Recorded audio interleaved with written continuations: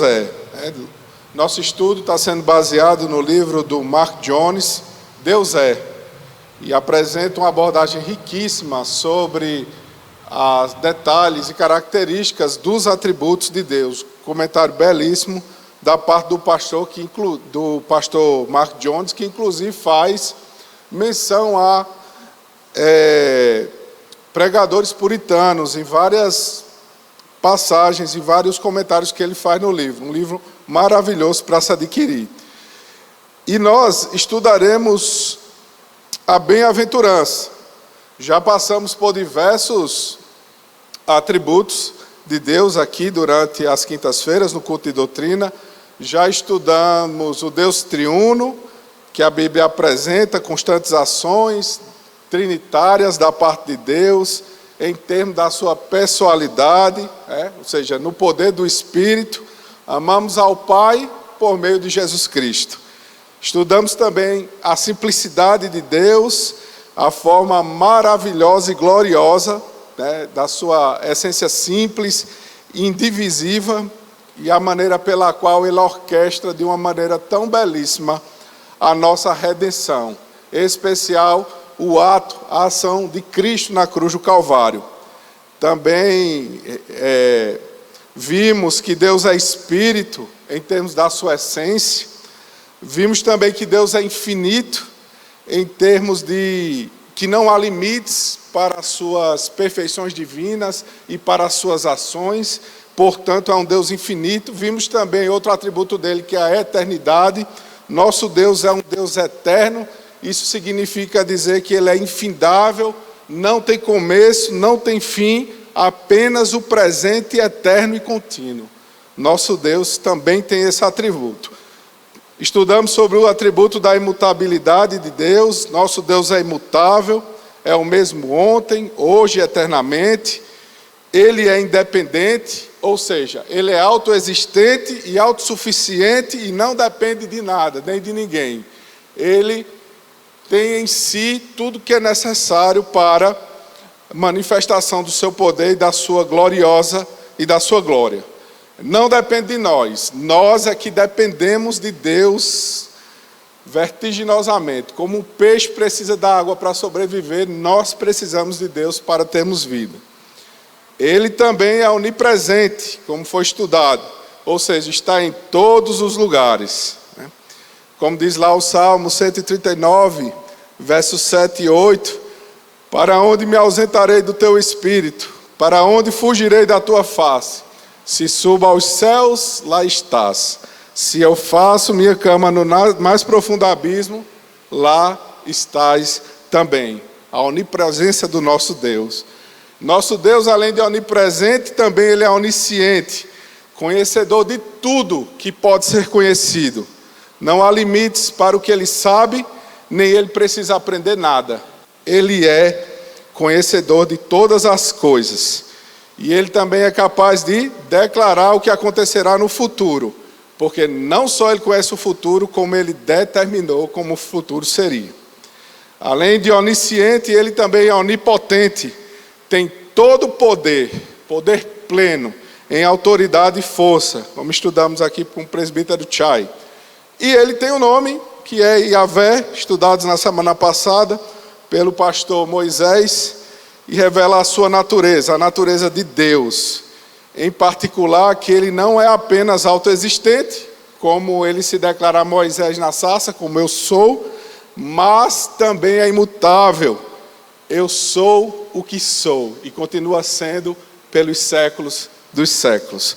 Louvado seja o nome do Senhor. E chegamos aqui, meus amados irmãos, para meditar sobre a bem-aventurança de Deus. Ele é bem-aventurado. É o atributo que estudaremos nesta noite. E a bem-aventurança dele também se baseia em outros atributos que Deus tem. Então Deus existe na perfeita união, meus amados irmãos, de todas as coisas boas, eterna em si mesmo. O que quer dizer bem-aventurança? Bem-aventurado quer dizer uma aventura sublime, uma sorte, uma alegria, uma felicidade sublime, um estado de completa felicidade. uma felicidade plena a tal ponto que ela não pode ser maior do que é. Essa é a bem-aventurança de Deus. Um estado de plenitude e de alegria que é tão alta que não pode ter um nível maior do que esse.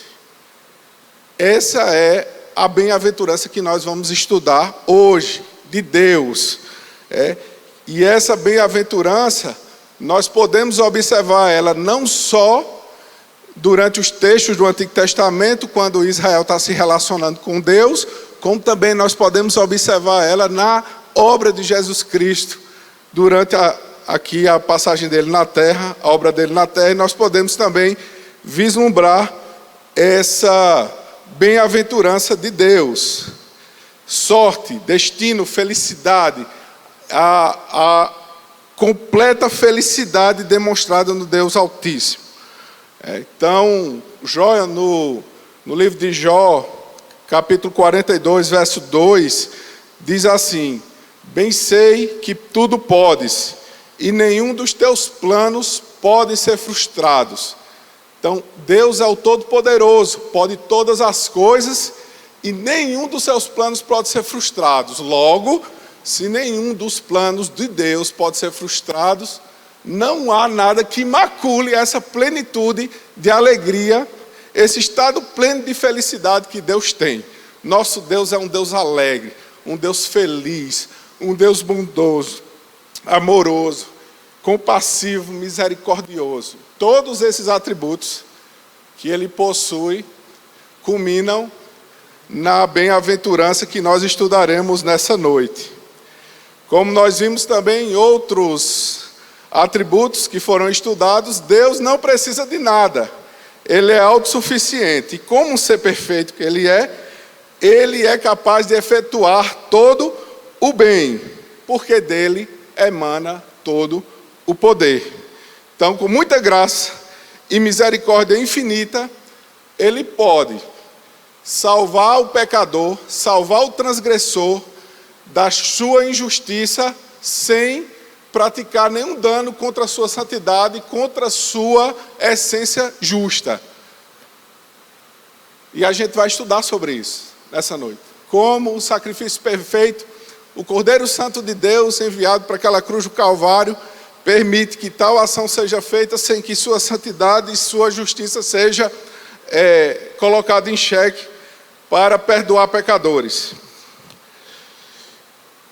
E os seus atributos, eles se harmonizam com glória. Ou seja, graças ao número de atributos e aos tributos excelentes e maravilhosos que Deus tem, toda a junção desses atributos culminam num desfrute de vida feliz, plena, com o máximo de felicidade possível. Porque como nosso Deus é santo, 3 vezes santo, não existe a mácula do pecado e a mácula do mal para desabonar essa alegria e essa felicidade plena, que só o nosso Deus possui esse atributo. Então, onde reside, meus amados irmãos, santidade, sabedoria, bondade, poder, conhecimentos infinitos, nós podemos inferir que onde há a presença desses atributos, ali também há uma bem-aventurança infinita na parte do nosso Deus, o Deus da alegria. Nós podemos contemplar o nosso Deus desta forma, porque Ele é detentor de todos esses atributos. Então nós podemos dizer, Deus é plenamente feliz. Por quê? Porque Ele não precisa de nada, encontra todo o conforto em si mesmo, possui todas as coisas e é criador de todas elas, está livre do mal, não há sombra de pecado nem de maldade no Deus ao qual nós servimos, ou seja, Ele é cheio de tudo que é bom, de tudo que é agradável. Então aí uma das menções que o autor faz sobre um pregador maravilhoso da época dos puritanos, que é o John Owen, ele diz assim: a bem-aventurança de Deus consiste na inefável essência mutual das 3 pessoas santas, da mesma natureza, com atos imanentes recíprocos do Pai e do Filho no eterno amor e satisfação do Espírito. Ou seja, a bem-aventurança de Deus, ela envolve a alegria eterna que é manifestada em amor na relação de Pai, Filho e Espírito Santo.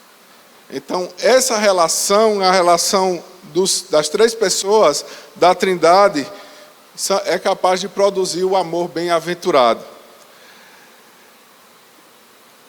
E é isso que ele nos aponta nessa menção. Então, a gente viu, nós lemos no início do culto, o Salmo de número 16. E no verso 11 tem uma menção clara, meus amados irmãos, do que seria essa alegria plena de Deus. Diz assim no verso 16, verso 11, que particularmente é um dos meus versos preferidos da palavra de Deus. Eu acho que o meu filho Isaac foi o primeiro verso que ele decorou da palavra de Deus, foi esse, verso 11. E a gente, vez ou outra, está pronunciando essas palavras no nosso lar, que diz assim: Tu me farás ver os caminhos da vida, na tua presença a plenitude de alegria, na tua destra delícias perpetuamente.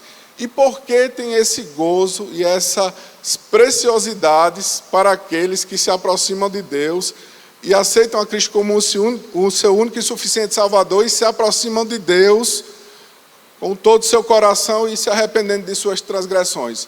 Porque Deus é pleno em alegria. E ao nos aproximarmos dele, nós desfrutaremos dessas bênçãos, da plenitude de alegria, uma alegria de tal forma que pertence a um Deus infinito, que também promove alegria e delícias infinitas. Nosso corpo pecaminoso, nossa natureza pecaminosa, nos dá uma visão limitada e uma sensação limitada dessa plenitude de alegria. Mas haverá um dia em que esse corpo pecaminoso, ele não será mais um obstáculo entre nós e Deus. E nós vamos poder usufruir dessa plenitude de alegria e dessas delícias perpetuamente de forma integral, na sua plenitude, porque não teremos mais a mácula do pecado, nem das trevas habitando em nosso ser. E esse é uma das promessas que nós meditaremos mais à frente nesse estudo. Então, por que conseguimos ter plenitude de alegria e delícias perpetuamente ao estarmos próximos do nosso Deus? Porque Ele pode nos dar essas coisas. Pode fruir do seu ser essa plenitude de alegria, essa paz, esse gozo que parece ser infindo, que nos dá a sensação de que não há nenhum problema nessa terra, nenhuma circunstância, nenhuma situação adversa que nos tire, que nos arrebate da sua presença, que nos cause um dano tão sério que a gente possa se afastar do nosso Deus. E essa sensação que nós sentimos ao estarmos próximos de Deus é quem deixa claro que essas palavras de plenitude, de alegria, de bem-aventurança que o nosso Deus tem, são exemplos e se materializam na nossa vida. Amém, amados? Além disso, nosso Deus é livre de todas as misérias. 1 João 1,5 diz: Ora, a mensagem que da parte dele temos ouvido e vos anunciamos é esta: que Deus é luz, e não há nele treva nenhuma. Ou seja, sua santidade infinita e imutável garante sua plena felicidade. Por quê? Porque não tem a mácula da maldade em Deus. Ele não deseja mais do que ele já tem, porque ele já tem tudo.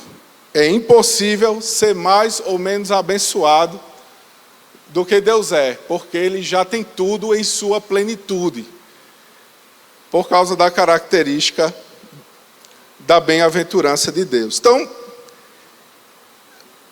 graças à sua infinita misericórdia e sua graça, derramada sobre nossas vidas, nós podemos, meus amados irmãos, beber da fonte da bem-aventurança, que é essa fonte infinita que é o nosso Deus.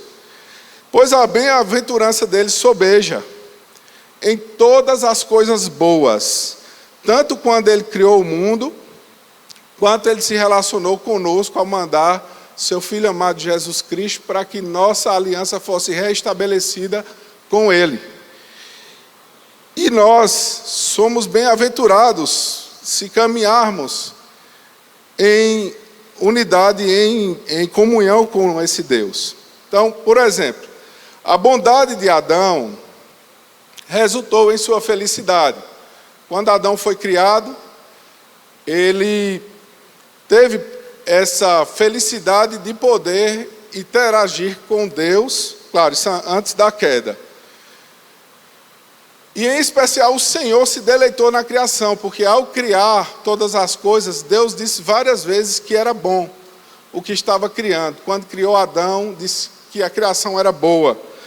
E aí, nessa felicidade de contemplar a criação e achá-la boa, essa felicidade também se tornou a felicidade de Adão. Até que o problema sério aconteceu. Deus, o nosso Criador, é amoroso, santo e justo. E a palavra diz que ele um dia vai executar a sua plena justiça sobre todo o pecado. Mas o que foi que aconteceu que tornou a situação caótica? Mesmo sendo feitos à imagem e à semelhança desse Deus, que possui todos esses atributos maravilhosos que nós estamos estudando, mesmo sendo criaturas belas, incríveis, com dignidade, importância e valor na hora da criação de todas as coisas, por causa da nossa rebelião intencional e pecaminosa contra Deus no jardim do Éden, nós passamos de filhos de Deus a inimigos e, portanto, destituídos da glória de Deus. E o pecado destruiu essa bem-aventurança que foi transferida para Adão como reflexo ali do amor de Deus ao criar todas as coisas, e o amor que Adão tinha ao se relacionar com Deus no jardim do pecado caiu por terra. Naquele momento o pecado destruiu a bem-aventurança que o Senhor tinha com o ser criado, e a miséria adentrou a humanidade. E como é que a gente volta a se relacionar com esse Deus, com o passar do tempo? O Filho de Deus, o Senhor Jesus, que se esvaziou da sua glória, onde era bendito eternamente, é detentor desse atributo de que ele é eterno, ele adentra a temporalidade num determinado momento, se faz carne, habita entre os homens, e a sua capacidade e sua natureza divina de não cometer pecados lhe garante que ele pode se tornar o Cordeiro perfeito a ser entregue e a expiar o pecado de muitos.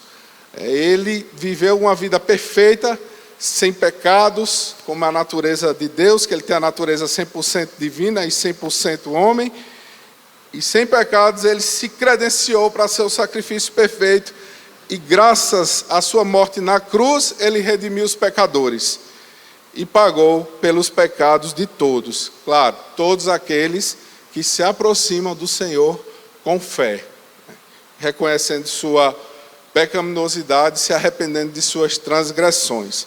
Sua ressurreição vindica toda a obra que ele consumou e a veracidade das promessas anunciadas no Antigo Testamento. E assim, meus amados irmãos, com seu propósito restaurador, ao morrer naquela cruz e novamente restabelecer um caminho de comunhão entre nós e o Deus Santo Todo-Poderoso, ele trouxe de nós, por meio dos méritos dele, de Jesus Cristo, a bem-aventurança, a felicidade, o contentamento, a plenitude de alegria real que nós só podemos desfrutar em comunhão com o nosso Deus, em mais e nenhum outro. Então, tem muita gente hoje que, infelizmente, se encontra aos cuidados do mundo e às concupiscências de sua própria carne, se deleitando de prazeres, se deleitando em ilusões, achando que estão encontrando realização plena nessas atitudes prazerosas, mas não encontraram satisfação plena, porque a satisfação plena, vazio existencial, só pode ser preenchido por um Deus que detém todos esses atributos, que foi Ele que nos criou, Ele conhece a nossa estrutura e Ele sabe qual o tamanho do Deus que cabe no vazio da alma de cada ser humano. O nosso Deus sabe. Salomão, em toda a sua glória, com toda a sua sabedoria, desfrutou de deleites de todas as naturezas. Ele não poupou em termos de se deleitar nos prazeres que essa terra promove. E no final, a conclusão dele foi que não há nada de novo debaixo do sol e nada preenche completamente o ser, a não ser a presença de Deus na vida do ser humano. E aí, meus amados irmãos, depois dessa visão geral que estudamos aqui acerca da bem-aventurança de Deus, o que é que ela significa e quais as implicações dela para as nossas vidas, a gente vai agora ver a obra de Jesus Cristo e observar esse atributo da bem-aventurança presente na obra de Jesus Cristo, enquanto Ele esteve na terra. Porque muitos de nós podemos pensar o seguinte: Demétrio, essa bem-aventurança aí, ela fica como diante do Gólgota, por exemplo. Porque no Gólgota ali, Jesus Cristo sofreu, né? Até no caminho da Via Crucis, ele sofreu, ele percebeu que os seus não receberam e viu aquilo com tristeza.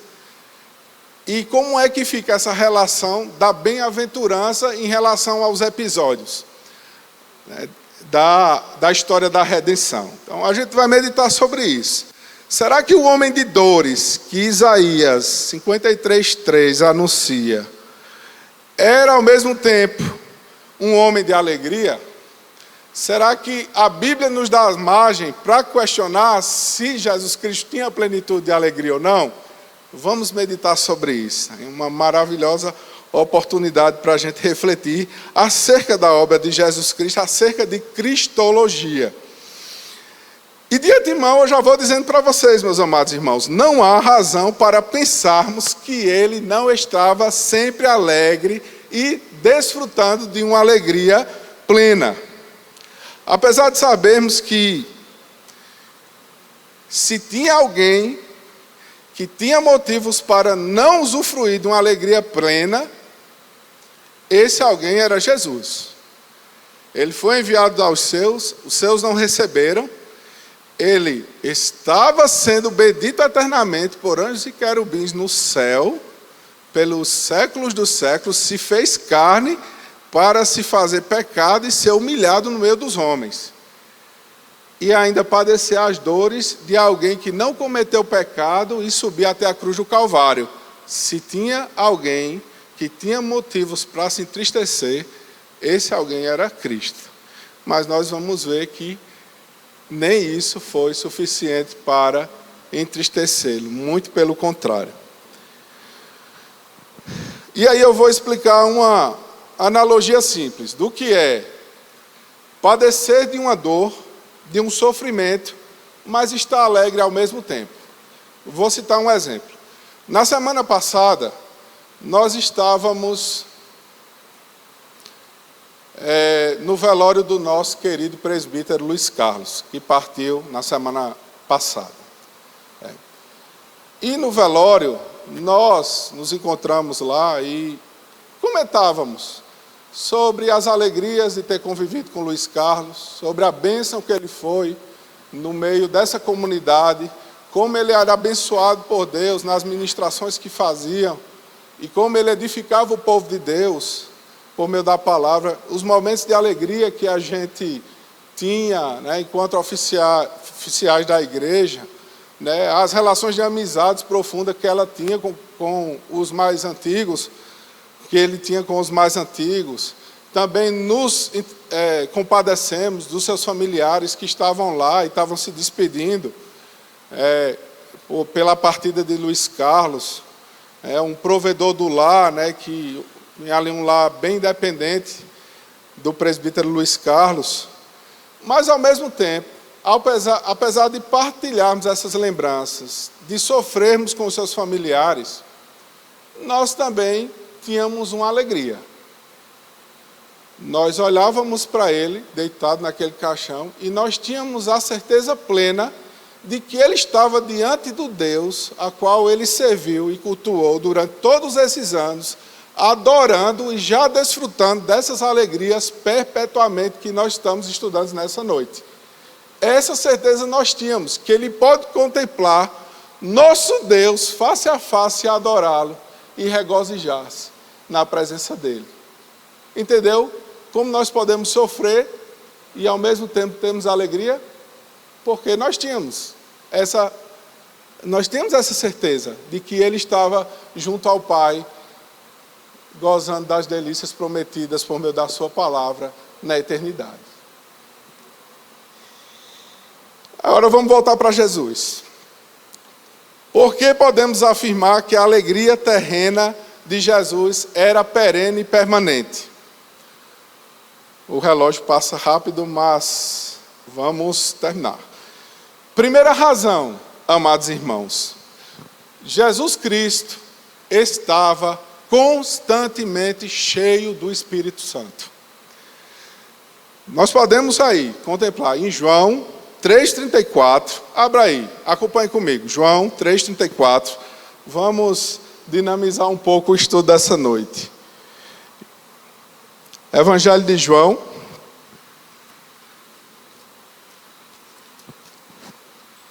três, 34, diz assim a palavra de Deus: pois o enviado de Deus fala as palavras dele, porque Deus não dá o Espírito por medida. Então, em outras passagens além dessa, nós podemos verificar que Jesus, ele estava sempre cheio do Espírito Santo. E o fruto do Espírito Santo contém um item que é essencial para o estudo dessa noite. Lembra quais são os itens do fruto do Espírito Santo que está lá em Gálatas 5, 22, 23? Eu vou refrescar a mente dos amados. Diz assim a palavra de Deus: mas o fruto do Espírito é amor, alegria, paz, longanimidade, benignidade, bondade, fidelidade, mansidão e domínio próprio. Qual é o segundo aí? A alegria. Então, se Jesus Cristo estava constantemente cheio do Espírito Santo, algo não faltava: a alegria. A alegria nos momentos, na sua obra, em tudo que ele fazia. Então, essa é a primeira razão pela qual nós vamos perceber que a alegria perene e constante na obra de Jesus Cristo. A segunda razão, meus amados irmãos, para termos a certeza de que havia alegria contínua enquanto Jesus estava na terra, como homem também, é que ele era bom e livre de pecado. Ou seja, se ele é justo, 100% justo, ele tinha toda a razão para amar sua santidade pessoal, porque ele se mantinha 100% justo diante de Deus. E isso, meus amados, é o ápice da bem-aventurança. Deus, que não admite pecado, que não pratica pecado, está ali recebendo a profusão do Pai em termos de bem-aventurança e desfrutando de uma comunhão plena com Deus, de tal forma que poderia ter a bem-aventurança estendida para ele como se fosse a do Pai. Então essa é a segunda razão. Livre de pecado, 100% justo, 100% santo, então era um motivo mais que justificado de se alegrar na sua santidade, na santidade que há em Jesus Cristo. Terceira razão pela qual podemos ter certeza de que Jesus tinha uma vida plena de alegria durante sua obra na terra. Sabia que a sua fidelidade, mesmo nas circunstâncias difíceis, levaria a glória e a salvação do seu povo. E aí nós vamos abrir a palavra de Deus em Hebreus, capítulo 12, verso 2. Abra aí, meu amado irmão. Hebreus, capítulo 12, verso 2.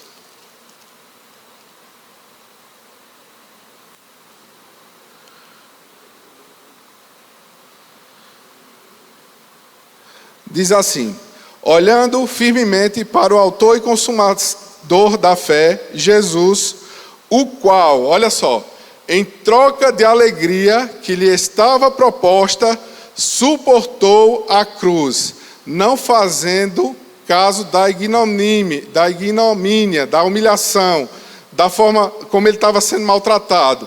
E está sentado à destra do trono de Deus. Olha aí a palavra-chave aí, ó. Em troca de quê? Da alegria. Da alegria de quê? Do propósito da cruz. Qual era o propósito da cruz? Redimir os pecadores.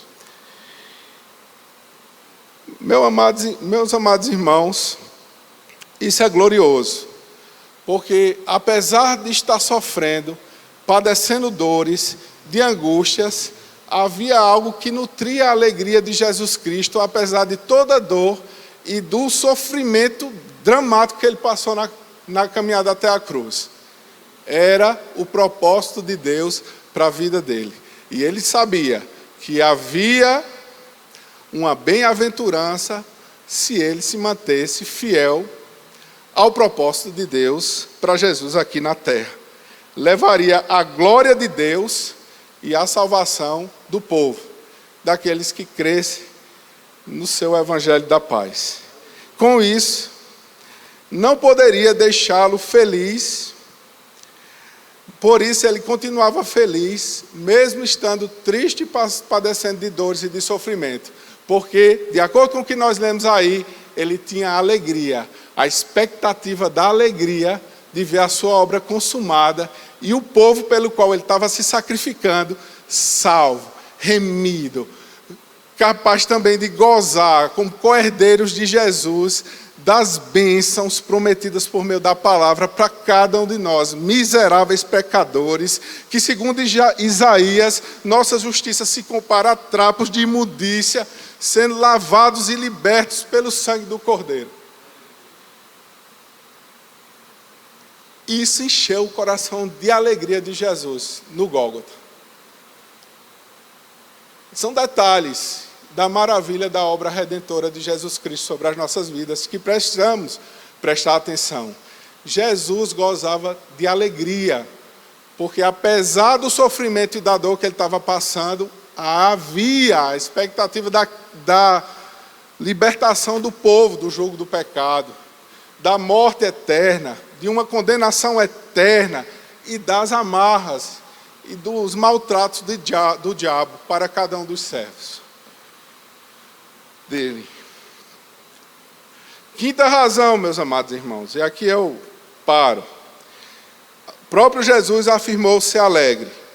Em Lucas 10, 21, Jesus exultou no Espírito Santo, quando o Pai havia revelado aos pequeninos a salvação que veio por meio da vitória sobre o diabo. Então, várias passagens como essa, de Lucas 10, 21, atestam que Jesus se alegrava e exultava no Espírito, por meio da obra que estava fazendo, né? E se alegrando ali na salvação que vem de Deus Pai. Também tem outras razões, mas por causa do tempo, vamos nos deter a essas 5, que são mais do que suficientes para vermos que Jesus, apesar do sofrimento e dos momentos tensos e tristes que passou durante a sua obra, gozava de plena alegria e, portanto, era bem-aventurado diante de Deus.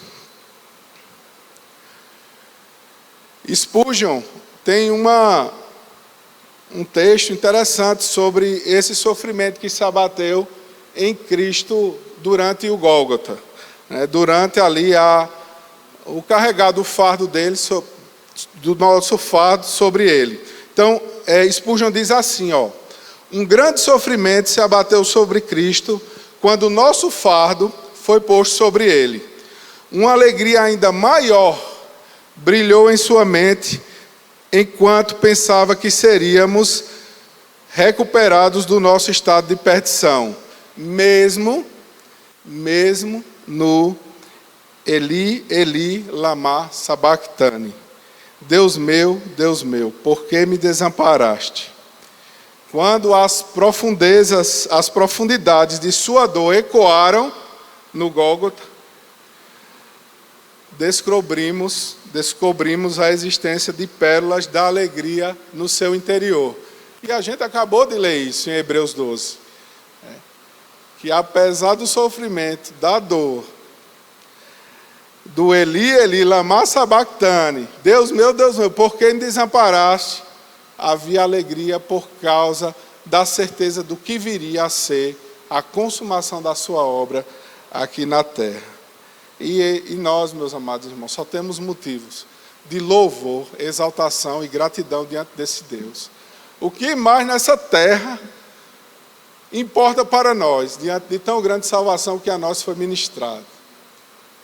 Não há, meus amados irmãos. Precisamos desse deleite, de nos aproximarmos de Deus para usufruirmos dessa plenitude de alegria e dessas delícias perpetuamente que Ele nos promete por meio da sua palavra, meus amados irmãos.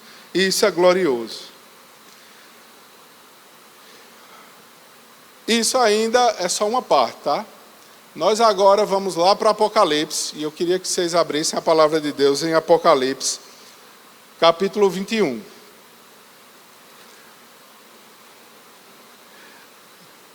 Agora a gente vai dar uma viajada, certo? Nós vamos nos colocar nesse lugar que estará descrito nesse texto.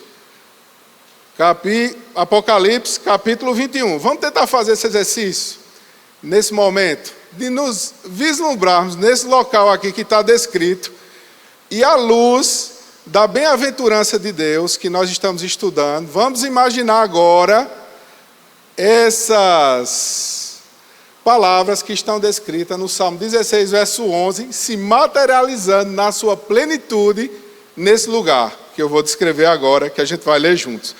Apocalipse 21, todos abriram? Vamos lá. Novo céu e nova terra. Vi novo céu e nova terra, pois o primeiro céu e a primeira terra passaram, e o mar já não existe. Vi também a cidade santa, a nova Jerusalém, que descia do céu, da parte de Deus, ataviada como noiva, adornada para seu esposo. Então ouvi grande voz vinda do trono, dizendo: eis o tabernáculo de Deus com os homens, Deus habitará com eles, eles serão povos de Deus, e Deus mesmo estará com ele, e lhes enxugará, olha, atento nessa aí, verso 4, e lhes enxugará dos olhos toda lágrima, e a morte já não existirá, já não haverá luto, nem pranto, nem dor, porque as primeiras coisas passaram. Vamos em frente. E aquele que está sentado no trono disse: eis que faço nova todas as coisas, e acrescentou: escreve, porque estas palavras são fiéis e verdadeiras. E disse ainda: tudo está feito. Eu sou o alfa e o ômega, o princípio e o fim. Eu, a quem tem sede, darei de graça da fonte da água da vida. O vencedor herdará estas coisas, e eu serei Deus, e ele me será filho. Agora vamos lá, vamos fazer exercício, meus amados irmãos. Agora imagine nós, enquanto servos de Deus, que já desfrutamos de delícias perpetuamente na presença de Deus, apesar desse corpo pecaminoso, dessa natureza pecaminosa que se coloca como obstáculo, entre nós e Deus e não nos dá essa plenitude, chegando para morarmos com o Rei dos Reis, o Senhor dos Senhores, pelos séculos dos séculos, nos altos céus, com o corpo glorificado, à semelhança do corpo de Cristo, que não permite, não há a possibilidade de ser contaminado com o pecado novamente. E desfrutarmos dessa plenitude de alegria prometida na sua palavra com o Rei dos Reis. Imagine esse momento. A noiva descendo ataviada dos céus e Deus tabernaculando com essa noiva. Então, no tabernáculo, vamos lá, vamos fazer. Onde é que fica o tabernáculo aí nessa história toda? Tá? A gente precisa voltar lá à visão do tabernáculo do Pentateuco, lá dos 5 primeiros livros da palavra de Deus, a partir de Êxodo. Então, como era que a Israel se organizava dentro do seu acampamento? Porque o tabernáculo era uma tenda onde ficava ali o lugar santo e o santo dos santos. No santo dos santos ficava a Arca da Aliança. Só quem podia entrar lá era o sacerdote, uma vez por ano. E no lugar santíssimo ali ficavam as atividades dos sacerdotes. E do lado de fora ficava o pátio. E isso era uma tenda, que quando Israel precisava se deslocar de uma região para outra, essa tenda era desmontada e montada na região que ele fosse, que ela fosse ficar, que Israel fosse ficar. Então, onde é que o tabernáculo ficava? As tribos de Israel, as 12, ficavam nas laterais, em seguida ficavam os levitas e no meio do acampamento ficava o tabernáculo. É exatamente essa a visão que a gente vai ver. A igreja, onde lá no centro está a presença de Deus, o Deus Altíssimo, habitando conosco pelos séculos dos séculos. É isso que a palavra de Deus está dizendo.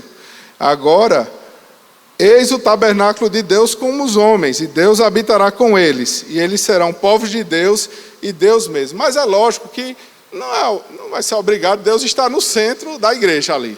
Mas vai estar dizendo que ele vai estar plenamente em comunhão com a igreja, para todo o sempre.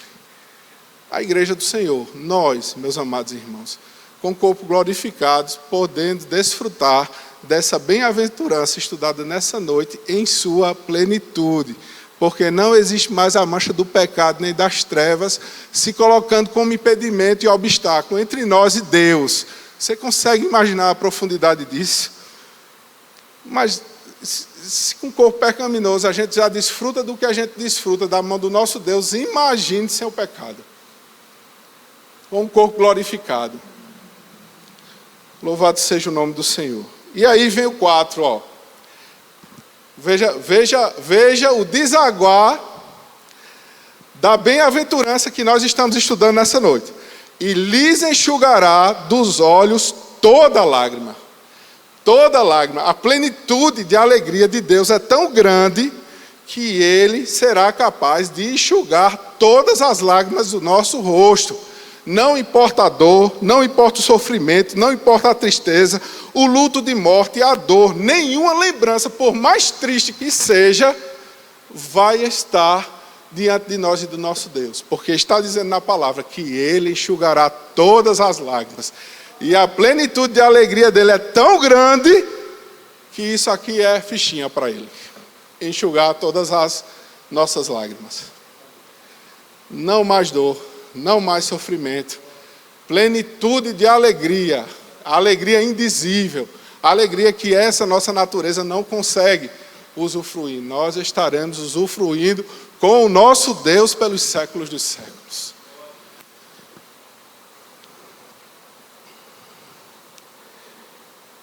Esse é o melhor do céu, está aí no verso 6. Acompanhe comigo. Disse-me ainda, tudo está feito. Olha, quando foi que Jesus disse algo parecido? Quando estava no alto da cruz, disse está consumado. Agora ele está dizendo aqui, tudo está feito. Eu sou o alfa e o ômega, o princípio e o fim. Eu, a quem tem sede, darei de graça da fonte da água da vida. Isso deve ser uma delícia preciosa para as nossas vidas, meus irmãos. Esse momento será glorioso e nós precisamos zelar para, naquele grande dia, estar de corpo e alma lá diante do nosso Deus, adorando Ele por todo a eternidade, por tudo que Ele fez, pela maravilhosa graça e as suas bondades sobre as nossas vidas. Amém, amados? Glória a Deus.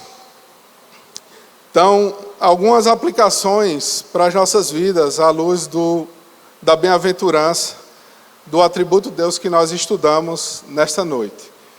Como Deus, e a gente pode ver bem claramente pelos textos que estudamos, é a fonte de toda bem-aventurança, nós podemos ter uma felicidade real a partir da nossa vida, já com Ele, uma vez que nós nos tornemos seus servos, andemos no seu caminho, aceitarmos a Cristo como único e suficiente Salvador e trilharmos esse caminho. Esse sim é o caminho da felicidade e da plenitude de alegria, que está presente na palavra de Deus. Servir a carne como Deus, ou servir a esse mundo como Deus, não vai, em hipótese nenhuma, nos aproximar dessas promessas gloriosas das quais nós relembramos nessa noite. Não vai. Não é hedonismo que prega que o prazer momentâneo é tudo que importa.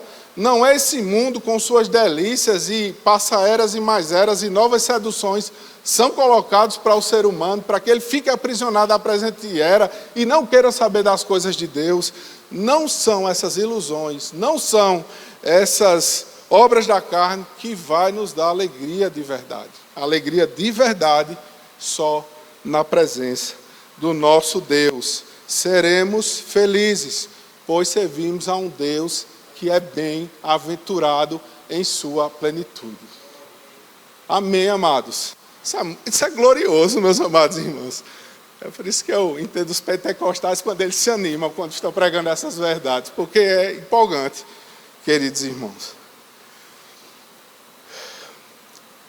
E aqui também vai uma aplicação para aquele que está entre nós e está carregando cruzes pesadíssimas, estão passando por alguma situação de sofrimento, não sei, de repente contemplando algum ente querido que está se afastando dessa comunhão com Deus que foi anunciada nessa noite, e está se entregando às ilusões desse mundo, de repente isso esteja cortando a sua alma. A gente não pode em nenhum momento, e devemos depositar todas as nossas fichas em Cristo. Cristo pode, meus amados irmãos,